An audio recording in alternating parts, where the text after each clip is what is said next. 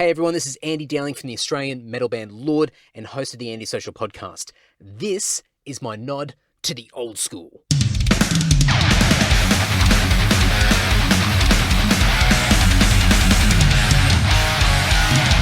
This podcast series is all about the old school mixtape and compilation, where I get to talk to some of the best in the business about their first introductions to heavy music and what were on those early mixtapes. My nod to the old school is brought to you by LORD's brand new album, Fallen Idols, available right now through Dominus Records and lord.net.au. For us, Fallen Idols was inspired by that old school mixtape, and whether you love thrash metal, power metal, melodic death, blackened thrash, or even a bit of AOR, Fallen Idols is the ultimate metal mixtape that throws back to the nostalgic past of when we first discovered heavy music, but also accompanied by a fresh, modern, world-class production. Here's a quick clip from track 4 of Fallen Idols called Wilder Than the Wind.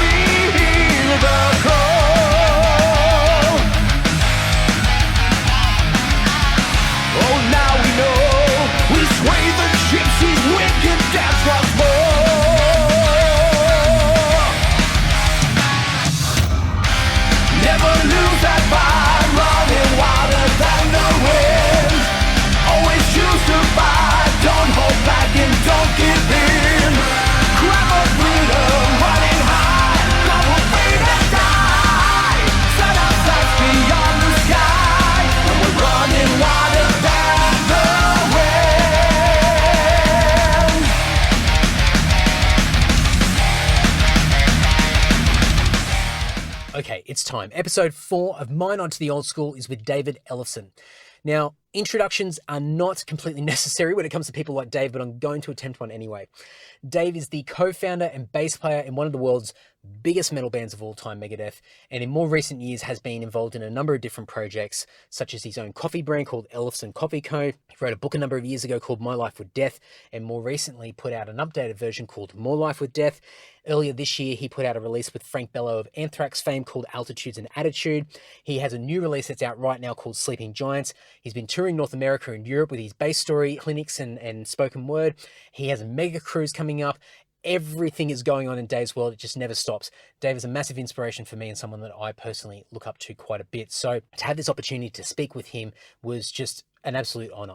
Dave shares heaps of great stories about growing up in Minnesota, discovering music for the first time, those early mixtapes, moving to LA where the radio became his version of a mixtape, and he even jokes about these days Dropbox being the equivalent of a mixtape. So lots of great stories in here. I think you guys will really enjoy it. And if you want to learn more about Dave, you can go to davidellefson.com.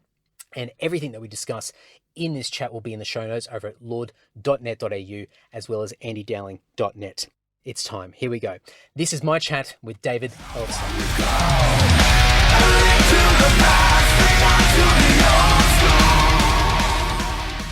I lived on a farm, so I was in a really remote area, like 3 hours from a big city like Minneapolis. And there was another little town called Sioux Falls, South Dakota, about an hour and a half to the west of me. And they had great record shops. But I was turned on to most of my music through my good friend, Greg Handevitt. And then he and I would be in bands together. He and I moved to LA and started Megadeth with Dave together. And so he was my music guy.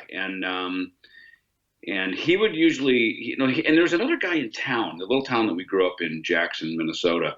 And this guy, Greg McEwen, he turned us on to some of the more, cutting edge stuff like Montrose, UFO, Strangers in the Night, a lot of that stuff that, because he was an older guy. He was, I don't know, probably in his mid to late 20s, whereas I was just a teenager, But my mixtapes would always be comprised of vinyl albums were the thing. Vinyl albums and 8-track, which were just god awful. They were terrible, But I had we all had big stereo systems here in America, big, huge, tall speakers, the bigger the stereo, the cooler you were, In my house, we had a Zenith stereo, which wasn't super cool, but it sounded good. And so what I would do is I would take vinyl albums, and I had a cassette deck, and I would basically record those albums over to my to my cassette player, so I could play them in the car. And like if say Greg or one of my buddies had an album, we would basically copy it like that. And it wasn't for I later learned about copyright infringement, and obviously we weren't reselling these, so we weren't, I guess, technically breaking the law. And I've probably since gone back and bought all of those albums many times over, so I'm sure I've done more than to pay my penance, for unknowingly, copying a recording that maybe I shouldn't have. But that I just did it kind of on a necessity because, I wanted to have a version of it. And so, I think some of the earliest stuff I remember was certainly copying Iron Maiden's first two albums. I remember a drummer friend of mine who was in a band with me, he had given me, I think, Scorpions' Love Drive, and also maybe bits and pieces of Black Sabbath, Heaven and Hell. And, they were just, for me, cassettes were pretty cutting edge back in that day, quite honestly, because that was like the new technology. So for me, my mixtapes, sometimes they were a full album, and other times they were sort of a compilation assortment of various metal and hard rock things that I wanted to have with me. If you were going from an 8-track to a cassette, it would have been just light years different. So anything would have been an improvement from the 8-track. The 8-track was terrible, man. It's funny because I used to listen to music. We had a farmhand. We had nice John Deere tractors. We were quite comfortable growing up, and I remember we had a farmhand who went to the local vocational school, and then he worked for my dad on the farm in the evenings and on the weekends. And he introduced me to a lot of stuff like Bachman Turner Overdrive, Not Fragile, was probably the album that got me into rock and roll in the first place, because I would think I was like 10 years old or something, and I'd want to ride in the tractor with him. And he wowould play that 8-track over and over again. And by default, I had to have some 8-tracks if I wanted to listen to music in the tractor. So I got the Ramones, Rocket to Russia, and maybe the Cars, and I don't know, a handful of things that I had. But really it was in my house, in the basement of my house, where I learned to play bass to, basically vinyl records. You do the needle drop, you'd pick the needle up, move it back, relearn the part, pick it up, move it back, and that's basically how I learned to play bass, was to the vinyl Zenith stereo. So it was convenient to have mixtapes, especially, if you're going to go to a party, or you're going to, again, you want to just even drive to school, like I did, or around town, and listen to, because I had a cassette player in the car. That was, quite honest. I didn't think of it as a mixtape, so it's kind of funny when you asked me about doing this interview. I wasn't thinking in terms of it being a mixtape, but I guess ultimately that's really what they were. They were mixtapes. Yeah, it's an interesting thing just to hear different stories from all these different people like yourself, just to, I guess, how people looked at it and the necessity that you sort of had, because I guess at that time and the age that you were, you just didn't have piles of money to access all of this music, and you're still trying to learn, I guess, what music was and what all the different bands were as well. So you had this opportunity to be able to get music from other people and start to, I guess, mash together, a collection of songs, as you said, maybe one side of a tape, or one tape may be a full album, but in other cases it may just be an odd song here and there. Yeah, and I was usually the youngest guy in my bands. I'd get called, I was 12 years old, and I'd get called up to play with 15 and 16-year-olds in the area, and by nature, I got turned on to all kinds of different stuff, like getting, as a 12-year-old, getting turned on to Leonard Skinner, and seeing them use the Electro-Harmonix Big Muff Pie distortion pedal, and all of a sudden they sounded like a real rock star lead guitar player. Because I plugged my bass, or I even had a guitar, I'd plug it into an amp clean, and I go, this sounds horrible. Why doesn't this sound like Kiss, And I later learned, some of the gadgets and, Marshall amplifiers and the things that gave you real rock and roll tone, but it was by hanging out with these older guys. They turned me on to most of the music that I had, them and my buddy Greg, and we were classmates. So we were about the same age, and Greg lived in town, so he had cable, whereas I lived out on the farm, and I had like the UHF and VHF antenna, And we had a lot of channels, but a couple of the channels on TV that were really important here in America were the Midnight Special, which was famous DJ named Wolfman Jack hosted it. And they had all kinds of really kind of the coolest, coolest bands and artists that were happening at that time. And mostly rock stuff. There was Soul Train that had, mostly R&B and a lot of disco. And then there was Don Kirshner's rock concert. And they always had the cool bands, usually concert performances that they would cut up for TV. And so, those were all the mediums that I discovered music. And, like I say, in my town, we just had a little, literally it was like the drugstore, the pharmacy. Like they had a little section that had vinyl and 8-track, and, however, it was through that I discovered Led Zeppelin. I saw Kiss Alive there. I bought a Kiss Destroyer cassette. I did get turned on to some cool stuff, but it was really, I live far from the big cities where, by nature, you're going to be in and around a lot of other stuff. And also hearing FM radio, which is in America, FM radio stations is where rock and roll, really thrived in the bigger cities. And I was a long way from there. So for me, I had to listen to WLSAM out of Chicago, which was a cool rock station. They played Foreigner, BTO, Kiss, Styx, stuff like that. And then there was an FM station out of Sioux Falls, that town an hour and a half west of me.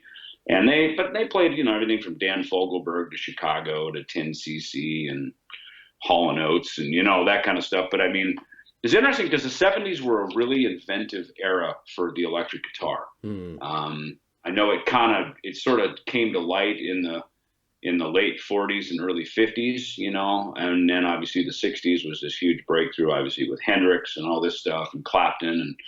But really the 70s to me is when, things like phasers and flangers and talk boxes and different, different amplifiers and, different, the Strat versus the Les Paul and things like that. The guitar, to me, the electric guitar really went through a serious advancement in experimenting with tone and gadgetry and all that stuff. And I mean, that to me really shaped the rock music that I grew up on in the 70s.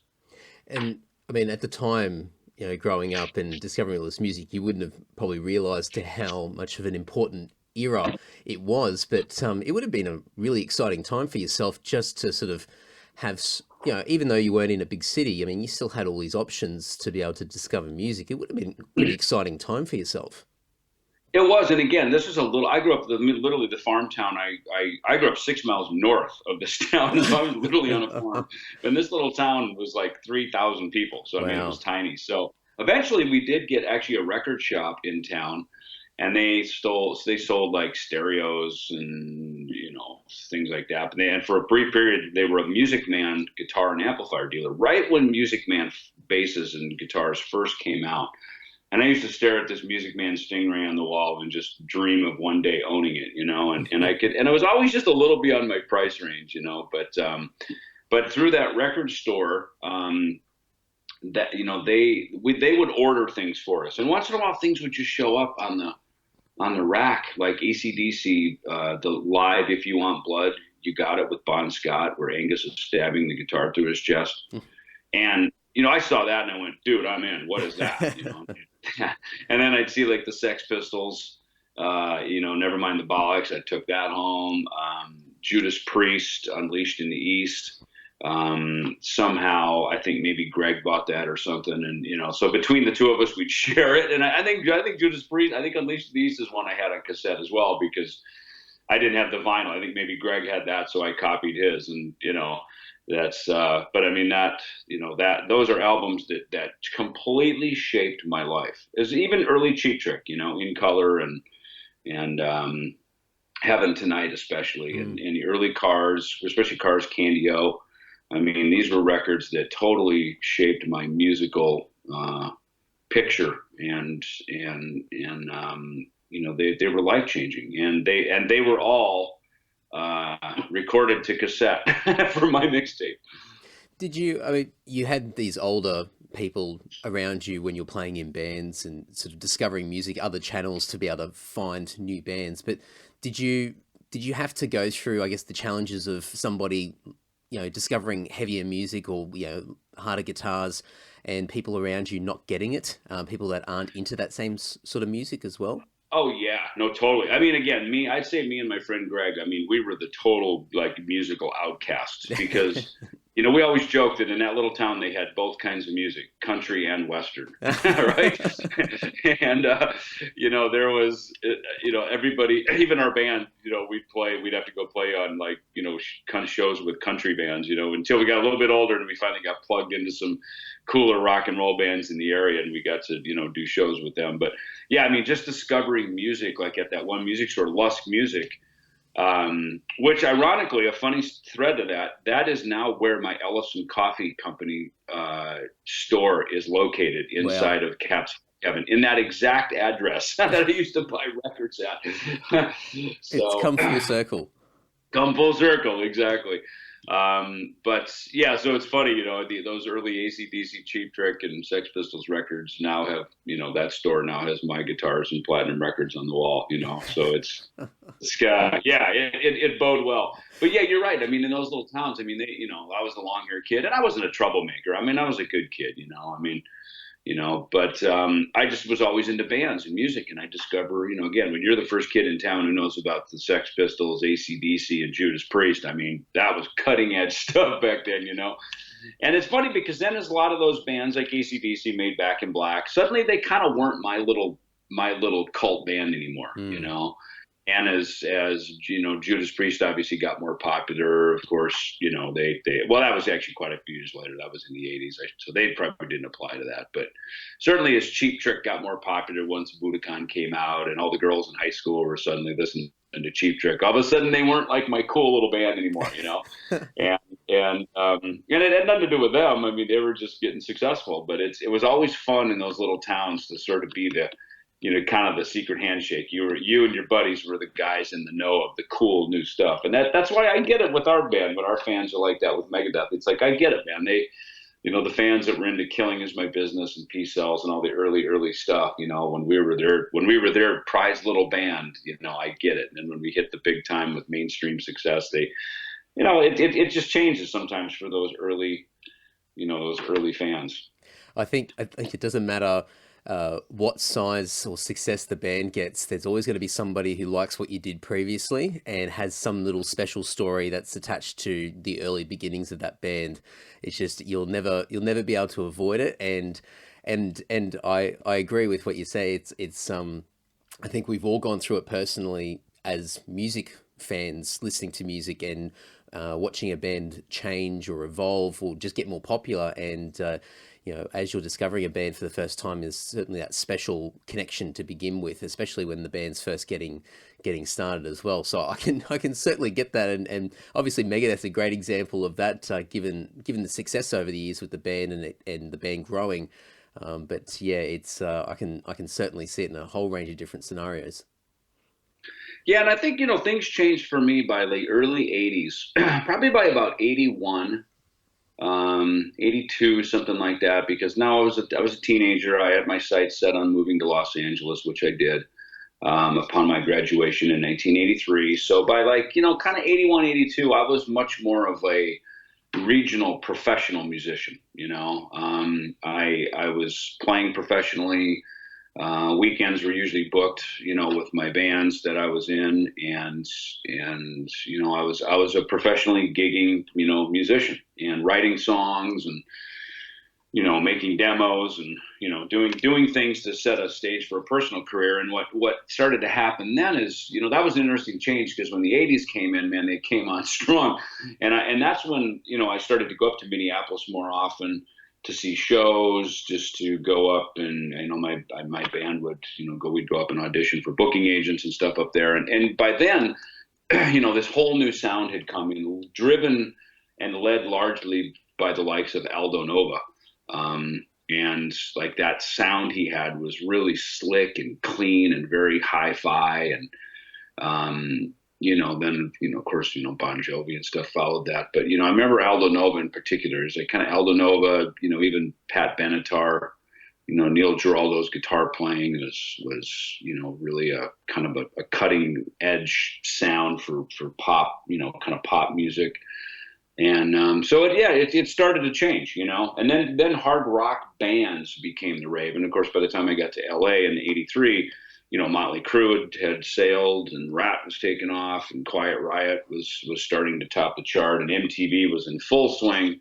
So I think, largely MTV changed a lot of that. And, suddenly, you could sort of watch music rather than just drive around and listen to it, Yeah. So, and then once I moved to Los Angeles in '83, now that had some of the best radio stations on the planet. There was KMET, there was KMET, FM, as well as, KLOS FM. KLOS is still there. And those guys, they played all the cool stuff. I mean, everything from Zeppelin to the Beatles to Iron Maiden and Ronnie Dio and Motley Crue. I mean, their playlists were really wide. And, that for me was a way to actually go back and get educated on things like the Beatles and things that I missed, because the Beatles came out the year I was born. And, by the time they were broken up, I think by 71, 72. And I didn't even start listening to music until probably 74, when I was like 10 years old.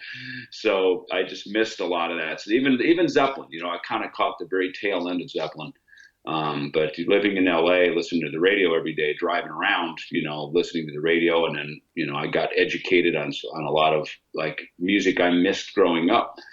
And then watching MTV, I was obviously very current with what was happening. So it was really a great musical education for me to move to Los Angeles. I got that big city experience that I didn't have growing up. I can't even begin to imagine what that would have felt like, and that energy. And I guess the radio would have been your second version of a mixtape. I mean, you had your own version growing up when you were sort of living where you were, and then moving to LA, suddenly the radio becomes this broad mix of great music and stuff that you haven't been exposed to yet, or haven't been exposed to much. And it would have been, I can't even begin to imagine what it would have been like. It would have been very exciting. That's exactly, you said it best. I mean, so again, I think, to your point of this interview, the mixtape thing probably started to kind of go away by then. It's funny, now we have mixtapes too. They're just in Dropbox. Yeah, that's right. Like when we're moving, like I'm preparing for my bass story tour and we're moving files around, our mixtape for the set list is basically a Dropbox folder, so we still have them. They're just different. And of course, my kids listen on Spotify. I've never been a Spotify guy. I just, for some reason, it never resonated with me. I've tried it and it just clicks. I tried Apple Music for a while, but I'm old school and I buy everything. Yeah. I feel it's important to support my friends and, the bands that I'm a fan of. I feel it's important to, support the cause, support our business. So, I'll pay the $1.29 on iTunes and buy it, and that way I have it. So when I'm flying in an airplane, which is when I listen to a lot of my music when I'm traveling, I don't have to be like, shit, I don't have Wi-Fi, I can't listen to my music. I want my music on my terms, and I think that's probably ultimately why we made mixtapes in the first place. Is I want my music on my terms whenever I want to hear it. Absolutely. Do you still have any of these old tapes and compilations, these mixtapes from when you're growing up? Are they sitting in a box somewhere, or are they long gone now? I think they're probably long gone. I mean, the farmhouse I grew up on, my nephew lives there now.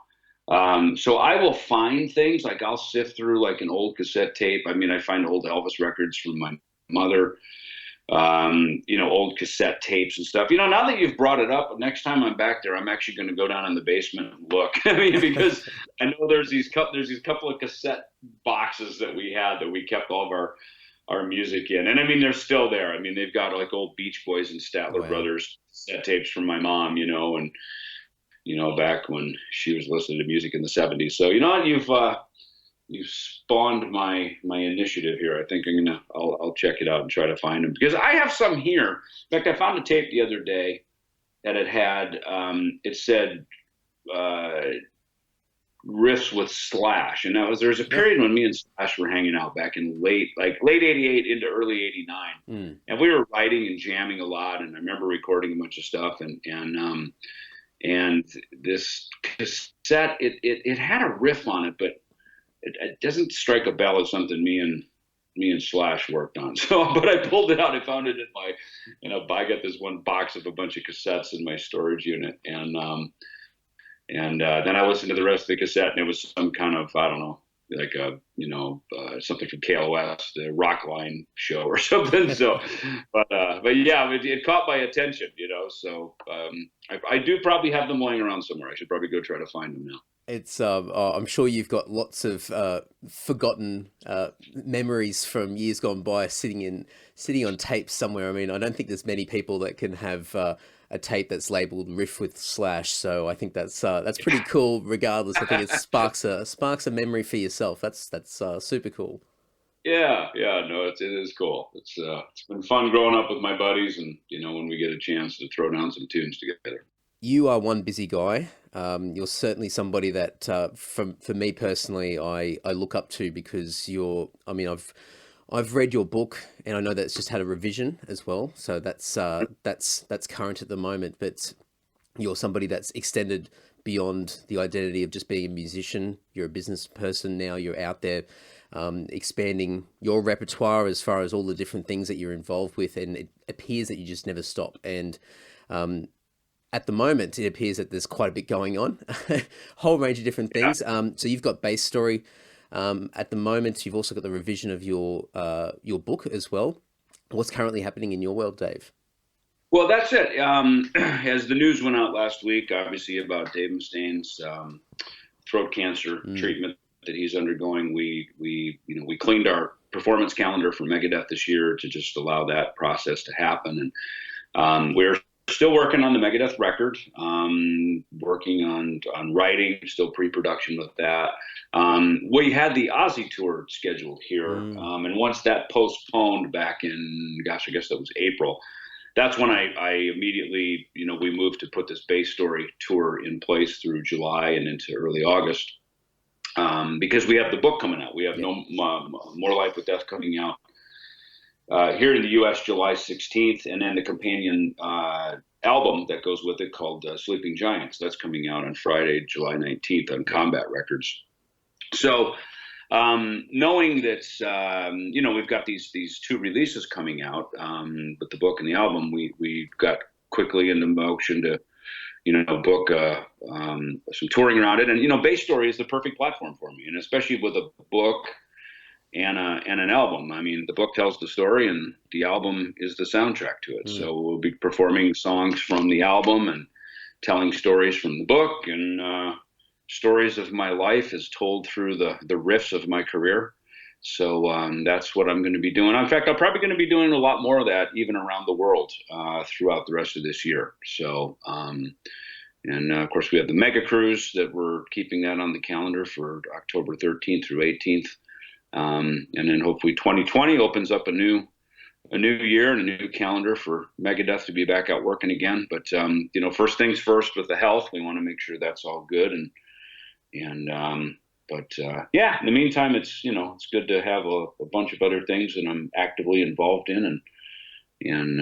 So yeah, I appreciate the support, man. I appreciate it, Annie. It's as I said, quite well, it's quite inspiring from our point of view. And, I wish you all the best, I guess, with the next, for the remainder of the year with all of your personal work that you're doing and all the things that you're involved with. And I guess collectively as a band, we wish Dave all the best with his health as well. So please pass it on behalf of us. But will do. Thank you. David, thank you so much for your time. It means a hell of a lot. Awesome, man. See you, buddy. To learn more about our guest, check out the show notes over at andydowling.net as well as lord.net.au, where you can hear our brand new album, Fallen Idols. Cheers for listening, and this has been my nod to the old school.